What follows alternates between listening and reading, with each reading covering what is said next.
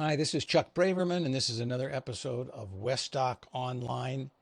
We're getting up there in the numbers. We're getting a lot of great episodes, and it would be a good time for you to take a look at some of the older episodes too, because I can't guarantee that they're going to be available forever online for free. So I would take advantage of this time if I were you. And I want to remind you in part, we're brought to you in part by Real Screen Summit. The next Real Screen Summit is coming up in Austin in January, Real Screen Summit 23. I've been going to Real Screen Summit for 20 years. It's a terrific event for non-scripted filmmakers. You'll meet buyers and sellers from all around the world. And I especially like the 30 minutes when you get in a room with the executive from history or Netflix or any one of the major networks or streamers, and they'll tell you in 30 minutes, this is what we're looking for, this is how you submit. So if you go to westdoconline.com, scroll down to the bottom, there's an icon for Real Screen. Click on it, it'll take you right to all the information. So today we have two guests, the producer and the director of a wonderful new film that's called Bitterbrush. And the producer is Sue Kim, and the director is Emelie Mahdavian. And hello, Emelie, and hello, Sue. How are you? Hi. Hi. I always like to ask where are you speaking from, Emelie? Where are you located in the country right now? Oh, I'm in Salt Lake City, In uh, an edit suite, you said, right? in an edit suite Mhm. right now. Yeah. What are you editing? Um, am I allowed to say I'm editing a wonderful new documentary feature that I'm not directing? So I don't know if I'm allowed And to. you are the editor of the new show? Uh-huh. Yeah. And It's Sue, been something a long time in the making. So I've been editing it in bits and pieces for quite a couple of years at least now. So Sue, it's where been are a you while. located? I'm in New York City in my apartment, um, and it's very warm in New York today. Actually in Manhattan or one In of the Manhattan. better? It's funny because everybody, when they say New York lately, and I say, so where are you? And they say, I'm in Flatbush or I'm in Bensonhurst or somewhere in Brooklyn. And you're actually in New York, Well, my second Bensonhurst is city. where I grew up, so it's funny you said that. Well, let me point out first before we go on that you are the producer, Sue, and you produced one of my favorite films. It's episode number 21 at Westdock, Hale County, this evening, directed by Ramel Ross. How, how did that happen? How did that happen? Um, well, for a very, very long time, I actually was a post-production supervisor, and um, and this kind of is like a very roundabout story, but I was working with Yancey Ford on Strong Island as a post production supervisor at a time when I was not really post production supervising anymore, but just because that film was in the making for such a long time, I had agreed to do it, but a lot of time had passed. But I was like, hey, you know what? It's a great project. I'll just do it. And through working on that, I met Jocelyn Barnes. And started working with in the office in Louverture Films, and that is how I got to know Jocelyn and to know about the project she was working on, and got involved with Hale County. Well, it's a great film, and Ramel, it's so unusual too. And of course, it got an Oscar nomination. And so Emelie, I know a little of the backstory, but I'd love to hear from you about how you got involved in Bitterbrush and how did this come about? Well, I was actually living in a cabin in remote rural Idaho full time. Um, and this is even when Sue and I were working on Midnight Traveler. I was working from this remote off-grid cabin, and when the time came to think of a new project, I wanted to make something closer to home, and I wanted to make something with women. And I was also feeling that the experience of living really close to the land was very transformative for me personally, and I wanted to explore that in a film if I could. And then I met Holland at my neighbor's house for dinner. Holland is one And of the two characters. There's Holland and yeah, Colin, right? yeah, Holland Coley. Coley. Coley, yeah. And Holland was immediately a striking character, really witty, really interesting, and also extremely good at her job. And so that kind of planted the seed for then what became the film. And you, of course, have a perfect background to make a film about two cowboy women because you have a degree in you're in dancing and music or Yeah.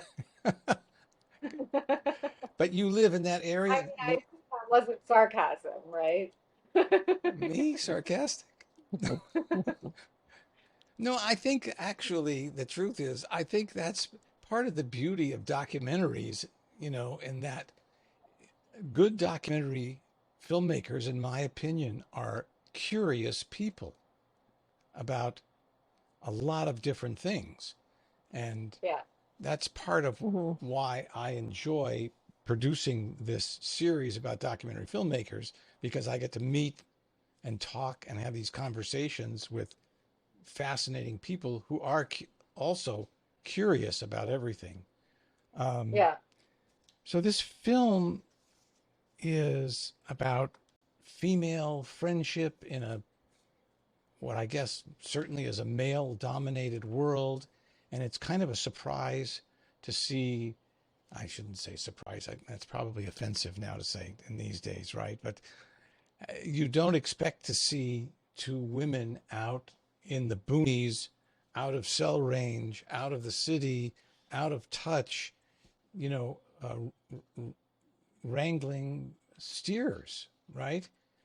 And that's part of the appeal of this film. And so, again, it's you live there, and they were neighbors of yours, or Yeah.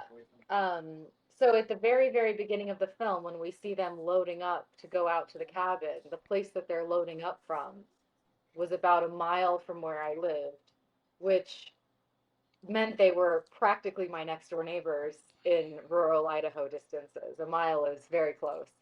And so the nice thing was during filming, I didn't have to go that far. I could actually sleep in my own house every night, even though it looks as if we were out in the most remote area. We were, but I just happened to also have the ability to kind of pop in and out that way and to hang out with them a lot more than you normally would, maybe with documentary subjects, because we could just hang out for dinner, as neighbors.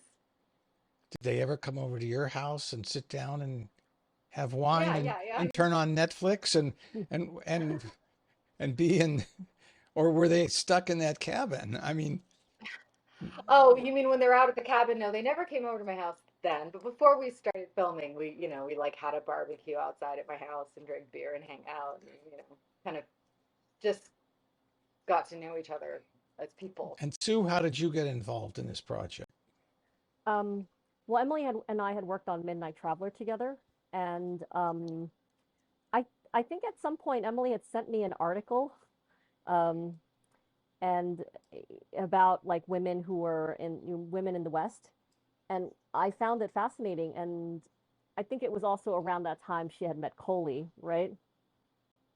So Uh, It was Holland, I Holland, think, it was Holland. at that She had point. met Holland, and so we were like, Yeah. okay, I was like, I'm really game for this because it's just so different from any kind of any my lifestyle in New York City. But I also really felt that it was something that had a tradition that was something I really knew nothing about outside of the like tropes, from films. So Yeah. this was something that was like really, I really wanted to know more about it, and especially through like a woman's point of view. So you have this idea to make a film, and in fact, this film is a true observational film. I don't know, would you call it a cinema verite film also? Is it in the same genre of that? And then, so Um, it's leading to my question is, because it's yeah. not scripted and because, Mhm. you know, you are uh, being the fly on the wall, Mhm. how do you plan a film like this to know what's going to happen and know if anything is going to happen of note, right? That's my favorite question. That's the $1 million question. So let's hear the I mean, million dollar answer. I think the answer is that films that appear observational either take place in, as far as I can tell, one of two ways, which is you hang around absolutely forever until something interesting happens, which as an editor, to me, it just sounds like death, because then it's like you're talking about piles of footage and excessive stuff and finding the story in the edit. Um, and probably a very expensive production. We didn't have a lot of money, Sue and I, so the way that I work is I do a lot of pre-production. I think a lot about what I want to get, what I think the heart of the story is. I talk to them about their concerns. I knew that Holland was concerned about how she was going to keep her career going, um, and also fulfill her desire to have a family someday. I knew that Coley was concerned about the state of family farms. Like, I knew those things. I knew I wanted to make a film that dealt with our relationship to the land. And so there's a lot in the film that's actually structured in advance, quite formally thought through. And then that creates room to, if you have the trust to hang out and allow certain moments to emerge and adjust as you get them. Um, but in a sense, I think the notion of observational is almost like it's a bit of a misdirection in terms of if sending a filmmaker out in the world with that instruction. You wouldn't say, well, just go out and just film everything, right? You go out with ideas already, or else, yeah, or else your editor is going to hate you. And since I'm also the one of the editors, I didn't want to hate myself, so I needed prep.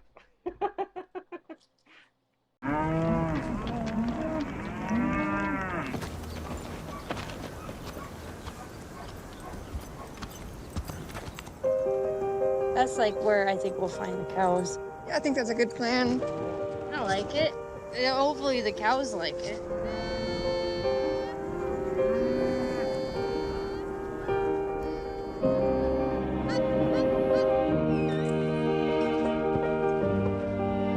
Look how cute she is.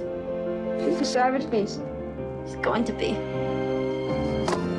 Are you overworked and underpaid? Is that what you're telling me?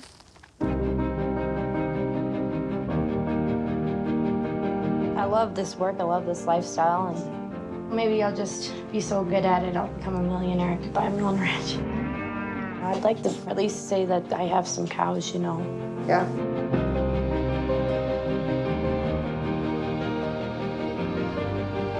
You're gonna make a phenomenal housewife.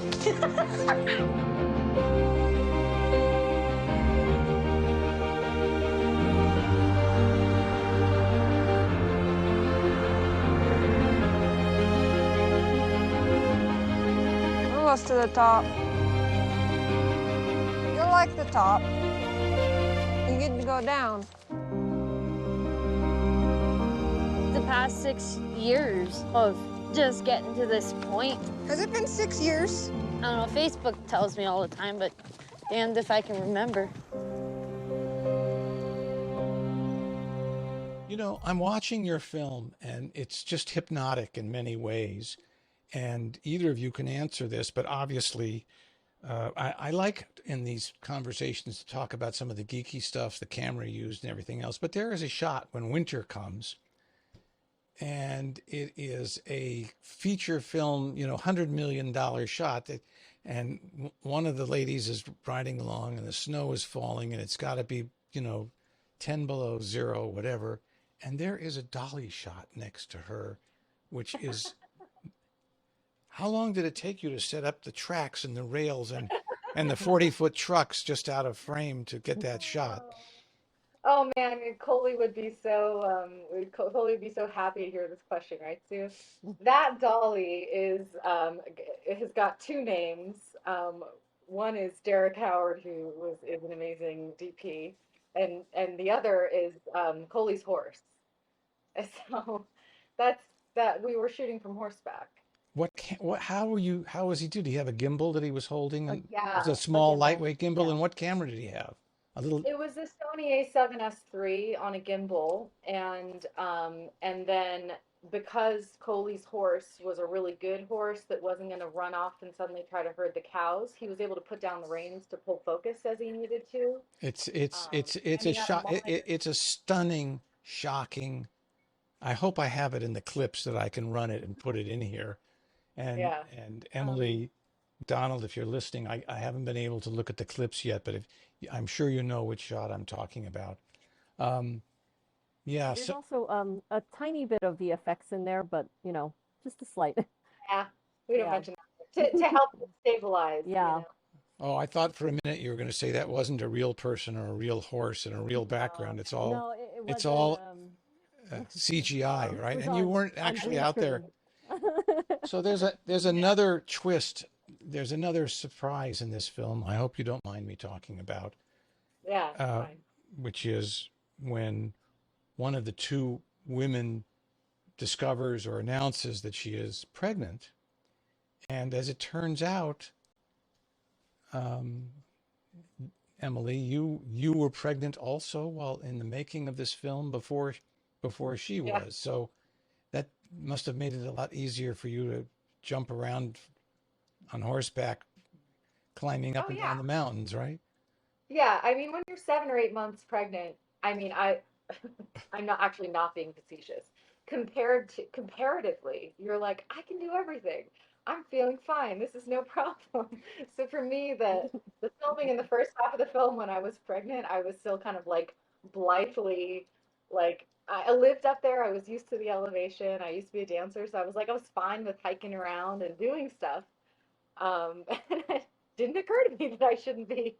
I didn't get on horses, I did.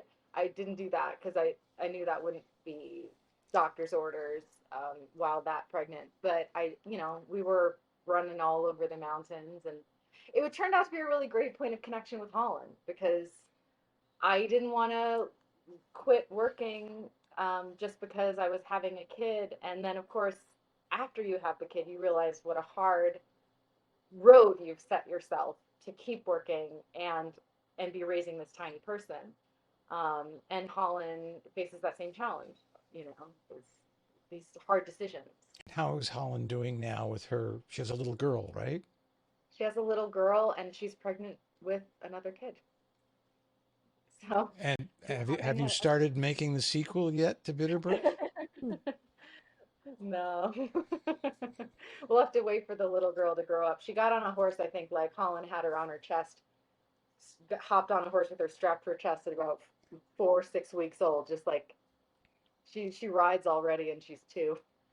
There's also another technical thing that happens in this film, which amazes me as a filmmaker, and that's the incredible sound quality. I mean, not just the sound mix, which is very good, but the fact that they're so far away sometimes, and yet obviously you have some kind of wireless on each of them, and it's just crystal clear, like you have a mic right there.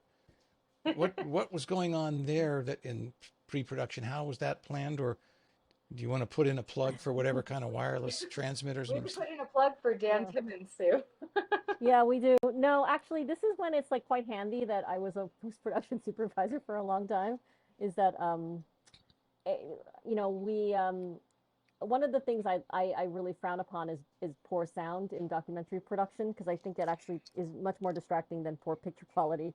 So early on, we Emily and I were like, well, how are we going to record this because they're going to be running around on horses. So what we decided was we contacted Dan Timmons, who's a friend and also a sound designer and sound mixer, and we asked him for his advice on a workflow that would work. And so um, I think like it would be impossible to monitor because of the distances. So we decided to use these microphones that record like onto its own device. They're called Zax, Zax cams, and they just Yaxcoms, and they just they record S- s- What onto kind? Say it again and like spell it, please. Zaxcom, com. ZAXCOM. It's a Zaxcom ZFR 300, and it record. I mean, that the 400 does it too. It records straight onto its own pack. Say it. So Spell it one more time. Z. ZAXCOM. XCOM. Yeah. And Zaxcom, if you're listening, I have another film where I desperately need some Zaxcom. So if you want to give me some, I'm So a big fan. so they transmit to a receiver and they record in the unit themselves. Is that right? Yeah, Well, it can do that, but we couldn't use the transmitting function because of the distances. yeah. So in our case, we were taking advantage of the fact that it records straight onto the pack, even if it's not able to transmit. Transmit. So as the So we have to director and a trust producer, could you hear what they were saying, even if it was? No, Oh, no. sometimes, but usually not. Yeah. There was a lot of discovery in post-production, and they're happy discoveries because you see something going on that you've shot in a wide shot, and now you're getting the audio back in sync and you're discovering what they were saying. It's often, really enriches the scene, obviously, having the audio. Rooter two! Rooter two! Wait! Hey, take him out. Yeah! Annie! Oh my... Get back! Head, head, Under! head. Get a head! Damn it, Max! Get a fucking head! Pretty language, Coley. They're just sticky buggers. They're so bad today. so when I used to teach documentary, I would always talk about how you have to plan ahead and have an outline, have a script, but be ready to pivot at every moment's notice. And I'm wondering, beside the fact that Coley discovered her different status there, were there other pivots, other things that happened that surprised you or that you had to pivot in this observational doc? Um, well, I think we had a pretty low shooting ratio, so it was not. What was the shooting ratio roughly? Well, there was like, I think 15 production shoot days, a test shoot, and then I did that one epilogue day. So it's only really like maybe 16 days of shooting total, um, and spaced out a little bit across the summers, kind of like from the I say across the summer, and it's funny because you were saying winter, but that was actually in September. It just really snows very early there, so it was just production shoots in June and July and September, and then the pickup shoot in April. So there wasn't a ton that was surprising that happened, but there was a lot that was unpredictable that we were hoping for. Like I really wanted to see the snow to mark the end of the season, and I didn't know if I would be able to, call the cinema gods and have it snow during one of the days that I had booked Derek to show up. So you were only there for 15 plus 1 days. Were you worried that something dramatic was going to happen when you're not around? Oh, of course.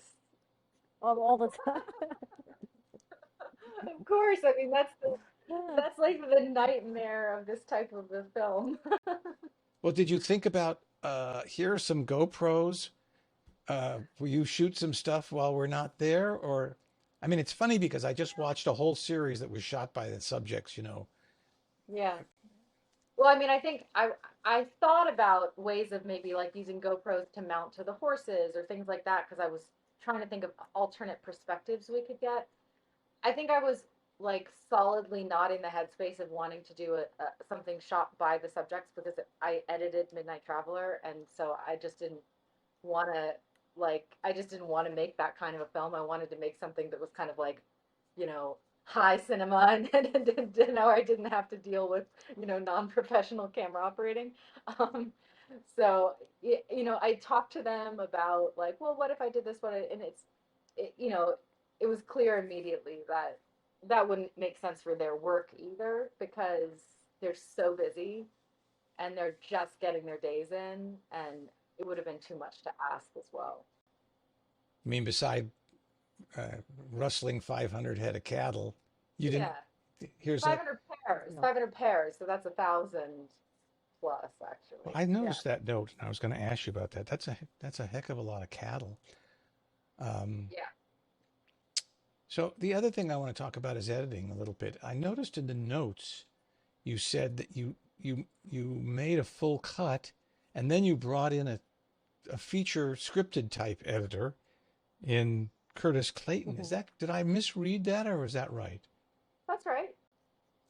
That's So right. do you want to explain what the process was there and the thinking, please? Well, I mean, as a director who is an editor, you don't really ever want to edit your own films. You end up editing your own film because you haven't got the funding for an editor yet. So you just keep going. You know, you have the footage in front of you and you're excited about the film, so you just keep going. Um, So does that mean you made the first pass, the first edit? yeah, yeah, I, I did. I Yeah. cut it like pretty far along, and I was happy with it, but there was stuff that I wanted to enrich. And the reason that we went with Curtis was because he does have this really refined fiction sensibility where uh, the little details of characterization, the ways that a fiction editor is able to draw out certain subtleties, I thought would be better. And Sue knew him, and I think because I do have done so much documentary editing, I kind of understood what approaches documentary editors might bring, and I wanted something different. and the music that you had in there, which was Bach keyboard works, how did you think about bringing that in? What was the process, or did you have some other scores? Did you try a whole bunch of different things, or was this it from the get go? I think I on my own end might have tempted in a few things here and there. I do have a music degree, and my parents are musicians, and so I actually tend to not edit to music. I tend to prefer to bring the music in only once I'm happy with the edit because I feel as if it can kind of get in the way of finding the thing. But it was like probably in the, what do you think, Sue? Like it was a good number of months from the end. Yeah, it was far along. And then I think you slogged it in there and said, "What do you think of the music that I added?" Yeah, and a lot of people actually weren't so And positive about it, to be honest. mhm. And I think this has to do in part with the expectation that the film is purely observational and there's not going to be any intrusion from a directorial perspective. And and that's, to me, that's just false. Like, it's clearly my perspective.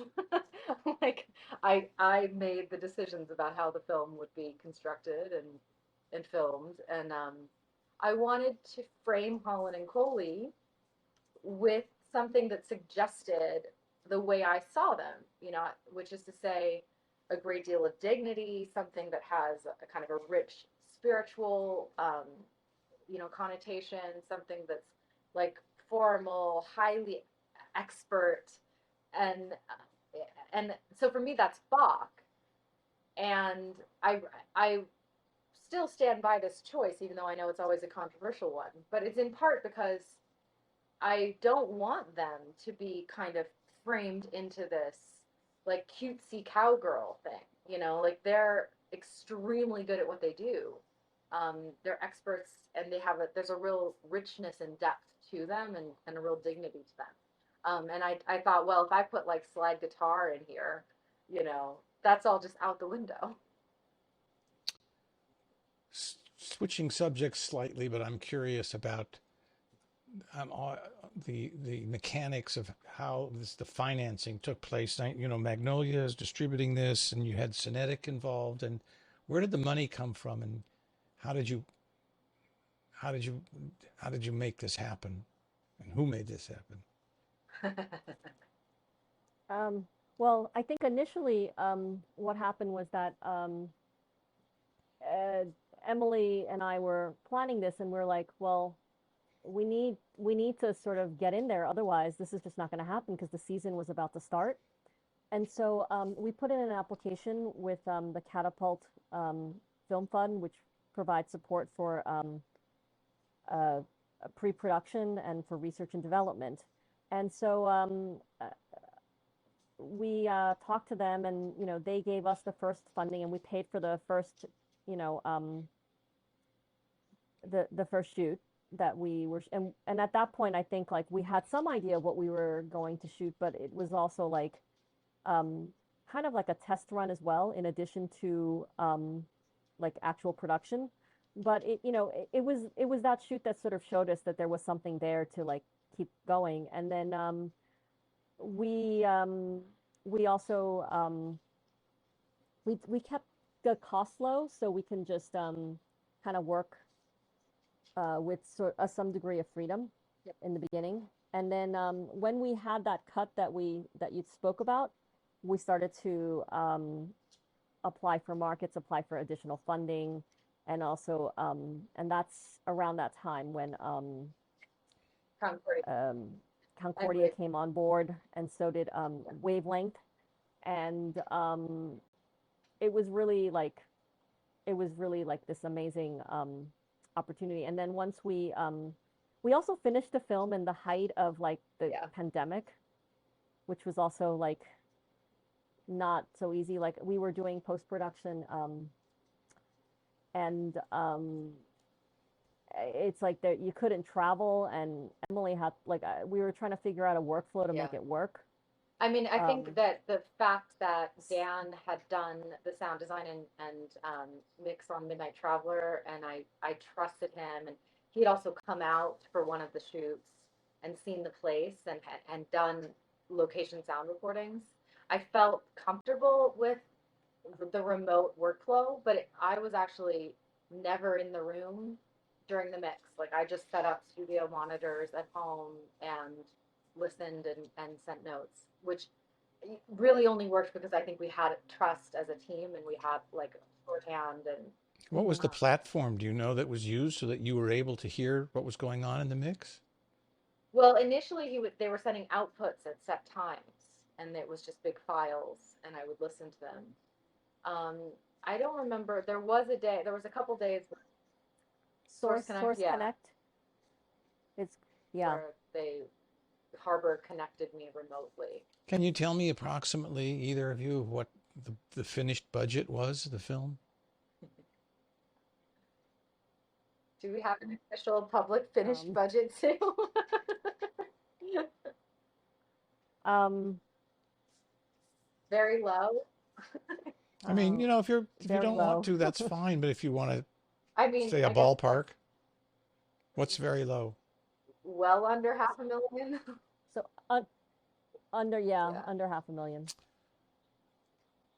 I mean, I'll be honest with you, like part of my hesitation is like I don't want funders out there to think that Yeah. people can make films at Well, that price when I point. ask other filmmakers, sometimes it's shocking to hear how high the number is on some docs.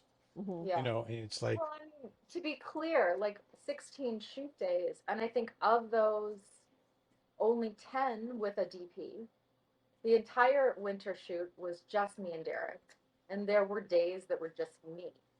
So, and then I spent a ton of time cutting to get to a certain place. It's not the ideal way to make a film, right? It was only just sheer determination. We wanted to make this film. Would I have rather had the money to have a DP every shoot day instead of having to shoot some of the stuff by myself? Of course. So, and would it have made the film better? Probably. I mean, I'm proud of what I shot, but I also think it would have been great to have had that extra Well, support. So I think like I'm always nervous about mhm. throwing out that number because it includes a lot of like cinching in the belt in ways that probably do affect the film. so are I'm I sorry, mean, Sue, go ahead. also, no, I was gonna say, I mean, like I feel like it it it was important for at least like as Emelie and I were going into this, like for Emelie to have a voice in this that like was her own voice, and that like the freedom to experiment, the freedom to, to really craft something that, was something that was special to both of us. And so I think like sometimes in a way like you need to be able to like do things like that, and and to do it in a way Yeah. that's like inexpensive. But on the other hand, also like I, I think like both of us had a lot of experience like in actual physical production and also in post production, so we were able to plan things in a way that were like going to cost a lot less than the traditional way of doing things. And I think like that was also part of it, and part of it also was having a lot of time to be able to do that, because if we were working to the clock, we probably also wouldn't have been able to come in at Yeah. a lower budget Yeah. point. And I will say I really valued that creative freedom that Sue's talking about. I mean, I think you can see that the film is not, even in the finished product, the type of thing that, I mean, it's very much an expression of an idea. Like I want to go explore this idea, and it's not, it doesn't have movie stars attached. It doesn't have like a massive social issue impact campaign attached. So in many ways, it is creative expression, right? And need space for that. Mm-hmm. So, are you a camera person, Emelie? Also, I mean, when you say you shot by yourself, do you Yeah. literally mean you were all by yourself with the two women? Yeah. And what were you shooting with? What camera? For that, I was shooting with the Eva, the Panasonic Eva. And what were you doing about sound? The same thing we just described. Those Yeah. Mhm. those same Plus an microphones. on-camera, and then also plus They a have like a backup, just external recorder. There's this So those Zax mics, they also have this limiting feature inside, so that it really like the it 30 moderates the sound the levels in this 32-bit beautiful free way. float. Is that what you're Yeah. talking about? No, not the.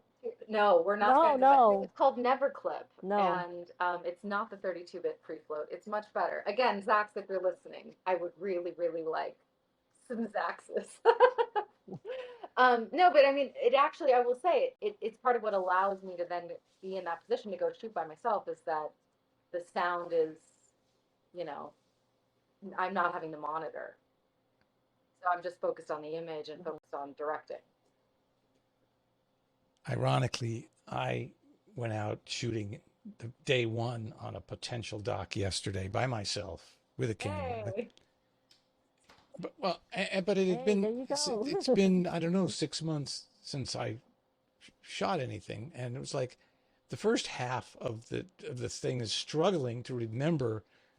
And I'm shooting with a Sony A7S III right now, right? Yeah. But I'm just trying to struggle because you've got, 4 custom buttons, and you've got the dial in the front and the dial in the top and the dial in the back, and like which one turns the manual focus on and off, and like Totally. his sound is clipping, and it's like it took me, a couple hours until I felt like I might be getting something usable.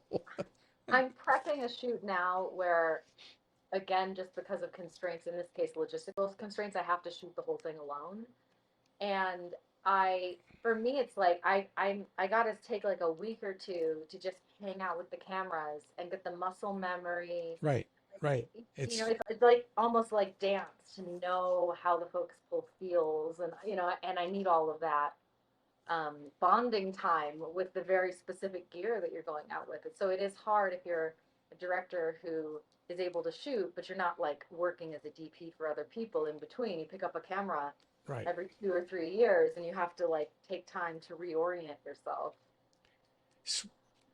And they're also different. Totally. Too, I mean, there's this moment where Yeah. in the Yeah. end, there's this like focus pull that's like goes the wrong way and then is far too slow, and that's literally because I had like shipped out this stuff last minute for a 1-day shoot, and I had never used that lens before. And every time I see it, I'm just like, oh, Emelie, what can you do? Getting back to the film for a second, there's a long, fascinating sequence about breaking a horse in the film, and at one point, they restrain the horse, and the horse trips over herself, as I recall, and then suddenly, and time seems to be very compressed in the sequence, so I don't really know, how many hours it took, but the whole sequence is probably, I don't know what you could tell me, but it's probably 10 minutes of the film, something like that. But is that common the way they restrained that horse? Or, I mean, it seemed it seemed a bit cruel and rushed for not being a horse person, but The whole thing took about an hour and a half, I think. And it's certainly, I mean, I think that moment where she hobbles the horse, um, it's it definitely from an outsider's perspective, that's the moment that looks most like, whoa, you know? And we have this mythology that you take this wild animal and you kind of like put it in therapy and convince it that it wants to be your horse. But it is a brutal thing. I mean, it ends up being a symbiotic relationship of a sort. Like there's a deep working relationship between the women and their dogs and their horses. But there is a certain kind of brutality in the idea that you're starting this cult, like you're getting this wild animal to agree, you know, to this interaction. And I think, you know, it was one of the things we talked about is I wanted to show what the real work looks like. And I wanted us also to understand the real danger because a lot of the film that summer, they're, you know, one or the other of them is riding a horse that's new, that's only got a few rides on it. And part of how they make their money is that they are starting these horses and then putting many miles on them, training them up and selling them. And so the danger to them in terms of this relationship is, um, you know, it's pretty significant. And so the stakes are high on both sides, both for how we feel about the animals and then also for, you know, the potential for the women to get really badly injured by that relationship with the animal if it goes wrong. well, it's a wonderful film. Where can people see it now? It's on VOD now. Yeah, and it'll be on VOD for a few more months. And I think after that, Video I don't, on demand, like where? Like Amazon Prime or Apple TV Plus or yeah, it's on all of those for okay, All of rent them. right now. great. Yeah. It had a theatrical a couple of weeks ago, just a short theatrical run before going to VOD, which is of course where everybody watches it. So, you know, please put it on your TV and not your computer would be my only request. Given that we really shot it before the pandemic hit and we were imagining big screens. What are both of you briefly working on now that we might look for in the future? Sue, you want to say what you're what are you doing now? Well, so I have a couple films in release. One of them was just at Sundance called Free Chol Suli, and that's going to be in Say it again. theaters What's the on title? August 12th. Um, Free Chol And Suli. what? So yeah, movie is bringing it into theaters, and it'll also be on the movie platform. And then I also have uh, two films that just premiered at Tribeca. One of them is called Hidden Letters, and that is kind of doing the festival circuit right now. And then I have another film called Sanson and Me, also premiered at Tribeca, but also won the Best Film Award at Sheffield. Um, and both of those films will be on Independent and Lens in 2023. And if things go well, we'll have a wider release in theaters as well. But I think like these days, Yeah. you could never predict that stuff anymore. And Emelie, Um, did you say what you're I'm doing? I guess now I can say I've been being cagey sometimes, but now it's all officially the access is approved. I'm going to Antarctica in November to film with a team of female glaciologists who are studying the sea ice that is holding back the Thwaites Glacier, which is the glacier that the media has dubbed a sort of a doomsday glacier because it's so much sea level rise is in it, and it's probably their last trip studying that sea ice before presumably it cracks and breaks up the sea. You always Mhm. pick these easy locations that are lush and plush and just Yeah, relaxing, right? yeah. I mean, I'm a creature comforts type person, you know. I like my massages and my spa days. And I'm pretty sure that when I'm in a tent on an ice sheet in Antarctica, there's going to be a pedicurist there somewhere. Well, you made a terrific film, and I'm so glad that you did. And it's a magical piece in time too about, seasonal work in rural America that may not be around for a long time. So thank you so much. Thank you for having us on, Chuck.